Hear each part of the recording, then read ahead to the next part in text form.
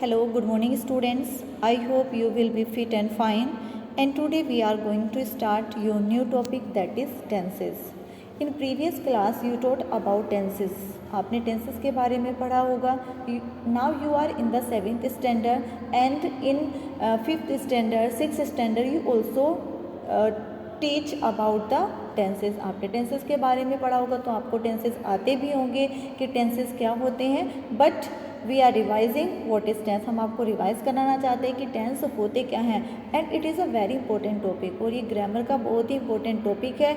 यदि हमें टेंस आते हैं तो समझो कि हमें सारी की सारी ग्रामर आती है, और यदि हमें टेंस नहीं आते तो हमें कुछ भी नहीं आ सकता. जितने भी हम लिटरेचर में क्वेश्चंस के आंसर लिखते हैं तो वो सारे हमारे टेंसेस पर ही डिपेंड होते हैं. So let's start. Tense show the time of an action. Tense क्या होता है? जो भी कोई एक्शन किया जाता है उसके टाइम को शो करने के लिए टेंस का यूज़ किया जाता है.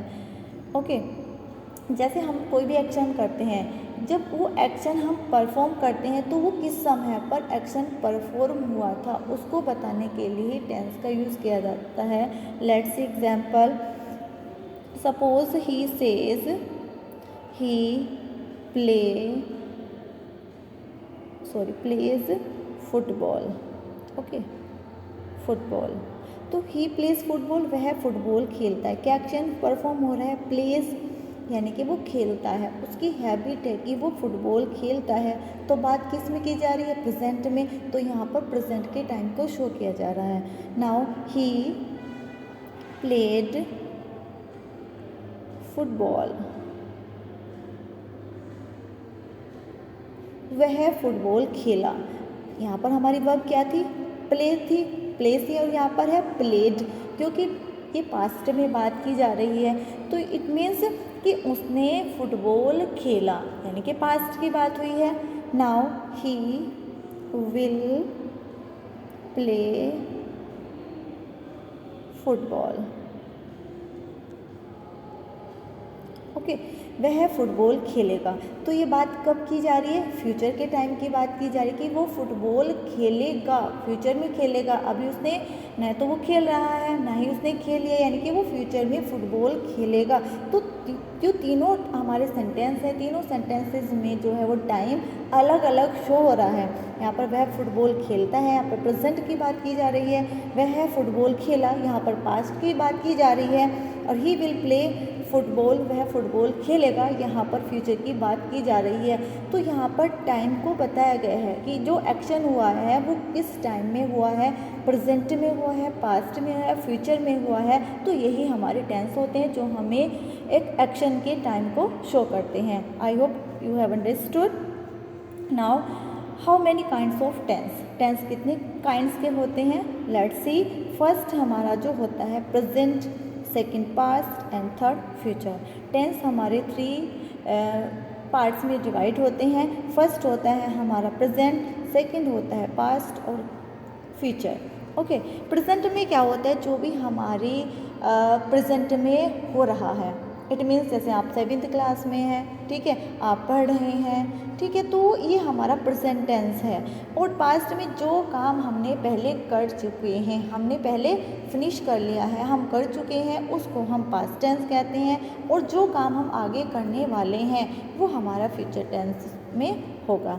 Okay and every tense have 4 parts. और जो प्रत्येक टेंस होता है उसके 4 पार्ट्स होते हैं. लाइक प्रेजेंट का first part present indefinite, second present continuous, third present perfect and fourth present perfect continuous. तो there are 4 parts of present tense. Now past tense. Past indefinite, past continuous, past perfect continuous. तो there are also 4 parts. Okay now future indefinite, future continuous, future perfect continuous, there are also 4 parts. So there are total 12 tenses. कितने tense हुए total? वैसे हमने divide कितने parts में किया है tense को? 3 पार्ट्स में, present, past and future. But every tense has 4 part. लेकिन जो एवरी टेंस होता है वो 4 पार्ट्स रखता है. तो टोटल हुए हमारे 12 tenses. And I will explain one by one all the tenses. Then first we are going to start our first tense, that is present indefinite tense. In other words, we can say present simple present tense or present indefinite tense. Okay, the simple present tense talks about, यहाँ ऐसे add करेंगे, talks about habitual actions and permanent truth. जो simple present tense होता है उसमें हम habitual action यानी कि जो हमारी डेली हैबिट होती है करने की वो एक्सप्रेस किए करता है सिंपल प्रेजेंट टेंस, और जो परमानेंट ट्रुथ होता है वो एक्सप्रेस करता है. Let's example, the sun rises in the east. अब सन राइज होता है ईस्ट में, तो ये उसकी हैबिट भी है कि वो डेली ईस्ट में राइज होता है, और एक परमानेंट ट्रुथ भी है क्योंकि हाँ आपने कभी ये नहीं देखा होगा कि सन को वेस्ट में राइज होते हुए, ऑलवेज आपने यही देखा होगा कि जो सन होता है वो ईस्ट में राइज होता है. तो इसमें हैबिचुअल एक्शन भी है और परमानेंट ट्रुथ भी है. Now in second sentence, we go to play every day. हम डेली खेलने के लिए जाते हैं. तो यहाँ के हैबिट है हमारी हैबिट है कि हम डेली खेलने के लिए जाते हैं. And birds fly in the sky. Birds की हैबिट है कि वो स्काई में उड़ती हैं, और ये परमानेंट ट्रुथ भी है कि बर्ड्स जो है वो स्काई में ही उड़ती हैं, वो ग्राउंड पर तो चलती नहीं है. जनरली वो क्या होती हैं, स्काई ही में ही क्या करती हैं, फ्लाई करती हैं. तो जो भी हमारे एक्शन होते हैं उसमें क्या होता है, वो हमारी एक हैबिट होती है और हमारा उसमें परमानेंट ट्रुथ होता है, तो वही हमारा सिंपल प्रेजेंट टेंस कहलाता है. And the structure of simple present tense will be whenever we talk about sentence. जब कभी भी हम सेंटेंस की बात करते हैं तो सेंटेंस को हम 3 पार्ट्स में डिवाइड कर देते हैं. एक सेंटेंस को हम 3 पार्ट्स में डिवाइड कर देते हैं. फर्स्ट हमारा क्या होता है, अफर्मेटिव सेंटेंस. फर्स्ट पार्ट होता है अफर्मेटिव सेंटेंस, और उसमें हम क्या होता है, नेगेटिव. सेकंड होता है नेगेटिव सेंटेंस, और थर्ड होता है इंट्रोगेटिव. ओके, अफर्मेटिव में जो अफर्मेटिव सेंटेंस होते हैं उसमें हम जनरली स्टेटमेंट बोलते हैं. जो भी हमारे स्टेटमेंट होता है वो हमारा अफर्मेटिव सेंटेंसेस होते हैं. और नेगेटिव सेंटेंसेस में हमारा जो स्टेटमेंट होता है वो नेगेटिव होता है, उसमें हम जो है वो नोट का सेंस आता है. और इंट्रोगेटिव में हम आस्क करते हैं क्वेश्चंस, तो वो जब हम क्वेश्चन आस्क करते हैं तो हमारे इंटरोगेटिव सेंटेंसेस होते हैं. तो every sentence has 3 part. First part affirmative sentence, second negative sentence, and third interrogative sentence. First we will know about the structure of affirmative sentence. Okay, affirmative sentence और present indefinite tense, ये present indefinite tense का affirmative sentences हैं. तो present indefinite tense में जो affirmative sentences होते हैं उसमें उसमें कन्फ्यूज़न क्रिएट होता है बच्चों को. वो क्या करते हैं, जनरली सिंपल प्रेजेंट टेंस में is, am, are helping verbs का यूज़ करते हैं. ये रॉन्ग है. सिंपल प्रेजेंट टेंस में कभी भी is, am, are helping verb का यूज़ नहीं किया जाता है. Let's see the structure. First subject, पहले हमारा सब्जेक्ट आता है, then base form of the verb. Base form of the verb means first form of the verb. Verb की फर्स्ट फॉर्म का यूज़ करते हैं, और फर्स्ट फॉर्म में हम s, e s, i e s add करते हैं. लेकिन वो कंडीशन क्या होती है, जब हमारा सब्जेक्ट क्या होता है, सिंगुलर होता है. जब हमारा सब्जेक्ट सिंगुलर होता है तो वर्ब में हम एस, ई एस और आई ई एस ऐड करते हैं. और सिंगुलर सब्जेक्ट क्या होते हैं हमारे, ही, शी, इट या कोई नेम, ये हमारे सिंगुलर सब्जेक्ट होते हैं. तो इनके साथ जब भी हम अफर्मेटिव सेंटेंस का स्ट्रक्चर बनाते हैं बेस फॉर्म में एस, ई एस या आई ए एस ऐड कर देते हैं. Then object. And next, subject plus base form of verb plus object. जब हमारा सब्जेक्ट कैसा होता है, प्लूरल होता है. सब्जेक्ट हमारा प्लूरल होता है. In that condition we use only base form of verb. हम वर्ब की बेस फॉर्म यूज़ करते हैं, first form of the verb use करते हैं. We don't use s, e s और आई ई एस का यूज़ नहीं करते हैं जब हमारा सेंटेंस का सब्जेक्ट प्लूरल होता है. For example, she कुक्स food in the evening. वह शाम के समय खाना बनाती है. अब यहाँ पर सी हमारा सब्जेक्ट सिंगुलर है, इसीलिए यहाँ पर कुक हमारी वर्ब क्या है, कुक. लेकिन सब्जेक्ट सिंगुलर होने पर हमने यहाँ पर वर्ब में एस ऐड किया है। Okay, now let's see second example, birds fly in the sky. Birds here is plural subject, यहाँ पर बर्ड्स प्लूरल सब्जेक्ट है, that is why we use here verb की base form, it means fly use किया है हमने। Now negative sentences. Okay, negative sentences में जो हमारा क्या होता है, फर्स्ट वी यूज़ सब्जेक्ट, पहले हम सब्जेक्ट यूज़ करते हैं, देन डू और does. Keep one thing in your mind. Okay, वो क्या वन थिंग आपको माइंड में रखनी है आपके, कि जब भी हम नेगेटिव सेंटेंस बनाते हैं तो उसमें हमें हेल्पिंग वर्ब की नीड होती है, we need helping verb. Okay, और हेल्पिंग वर्ब की नीड होती है तो ऑब्वियसली हमें हेल्पिंग वर्ब यूज़ करनी होगी। अब हमने सिंपल प्रेजेंट टेंस के सेंटेंसेस में आपको वर्ब की बेस फॉर्म का यूज़ बताया है, हमने उसमें अफर्मेटिव सेंटेंसेस में कहीं भी हेल्पिंग वर्ब का यूज़ नहीं किया है।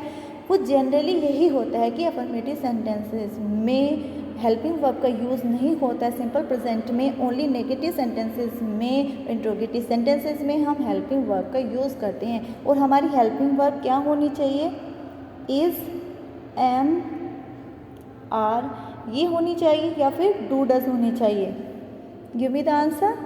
यस, डेफिनेटली क्या होना चाहिए, हमारी हेल्पिंग वर्ब डू और डज होनी चाहिए, ना कि इज़, एम, आर। मैंने अभी आपको पहले ही बताया कि हमारा रॉन्ग हो जाता है यदि हम is, am, are helping verb का यूज़ करते हैं। Okay, for and base form, फिर उसके बाद हम क्या करते हैं, subject, then do does, helping verb, then not, then base form of the verb and then object. Let's example, she does not cook food in the evening. अब यहाँ पर शी डज नॉट हमारा क्या है, जब भी हमारा सब्जेक्ट सिंगुलर होगा, जैसे कि अभी हमने बताया था singular subject. Let's see here, he, she, it, any, name, ये हमारे सिंगुलर सब्जेक्ट होते हैं। तो सिंगुलर सब्जेक्ट के साथ हम हेल्पिंग वर्ब डज यूज़ करते हैं। Okay, and I, we, you, they and all other plural जो भी हमारे सब्जेक्ट्स होते हैं उनके साथ हम हेल्पिंग वर्ब डू का यूज़ करते हैं। सिंगुलर सब्जेक्ट के साथ डज एंड प्लूरल सब्जेक्ट के साथ डू का यूज़ करते हैं। Okay,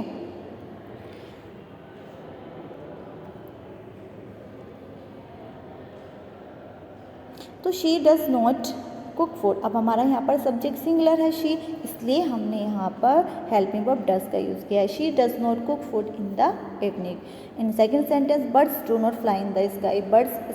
birds here is plural subject, यहाँ पर प्लूरल सब्जेक्ट है, that is why we use here do helping verb. Birds do not fly in the sky. Whenever we use do does in negative sentences, we never use s, es or ies in the verb. Okay, now interrogative sentence. In interrogative sentences there are two types of interrogative sentence, that is yes and no. first जो होता है हमारा वो yes और no होते हैं।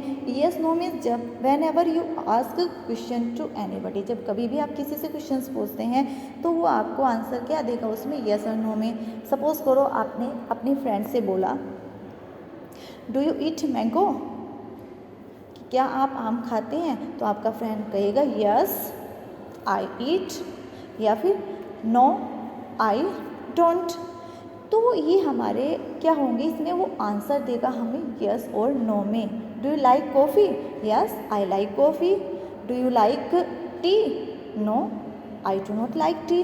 तो इसमें क्वेश्चंस का आंसर यस और नो में दिया जाता है, तो ये यस नो टाइप के क्वेश्चन आंसर होते हैं। Let's see the structure of interrogative sentence, yes और no. First, according to subject helping verb use करते हैं। जो भी हमारा सब्जेक्ट होगा, if our subject is singular then we use helping verb does. If our subject plural then we use do helping verb, and then subject and then base form of verb and then object.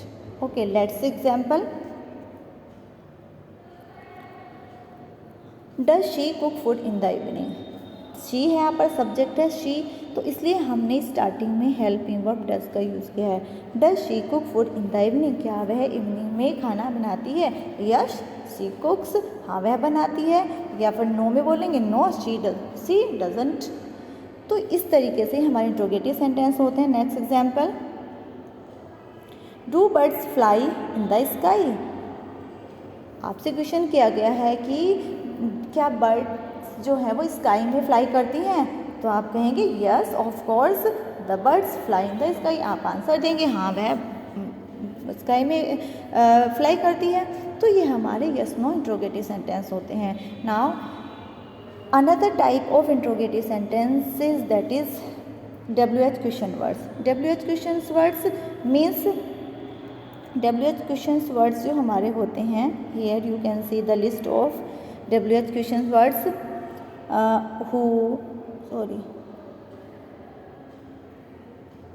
who, whom, what, whose, where, when, why, which, how many, how much, how far, how long, how often. These are the WH question words. ये question words हैं। Let's see the another type of interrogative sentences. The structure first we use question word. First जो भी हमारा question word आता है वो हम use करते हैं।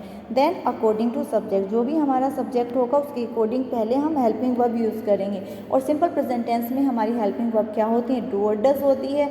तो अकॉर्डिंग टू सब्जेक्ट वो हम helping verb do does use करेंगे। Then first form of the verb यानी कि जो बेस फॉर्म होती है वर्ब की वो यूज़ करते हैं। And then object and then put the question mark in the end of the sentence. Okay, let's example. When does she cook food in the evening? अब इसमें रीज़न बताया जाता है ना।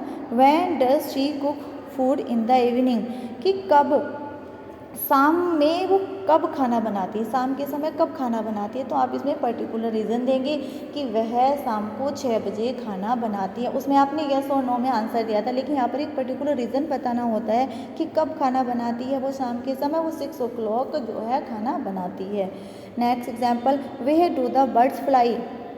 बर्ड्स कहाँ फ्लाई करती हैं? तो आप आंसर देंगे कि बर्ड्स जो है वो स्काई में फ्लाई करती हैं। तो these are the interrogative sentences.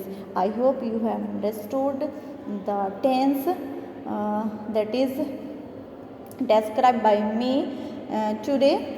Simple present tense जो मैंने आपको अभी टेंस प्रेजेंट इंडेफिनिट टेंस भी कह सकते हैं, सिंपल प्रेजेंट भी कह सकते हैं, कि आपको अच्छे से समझ आया होगा।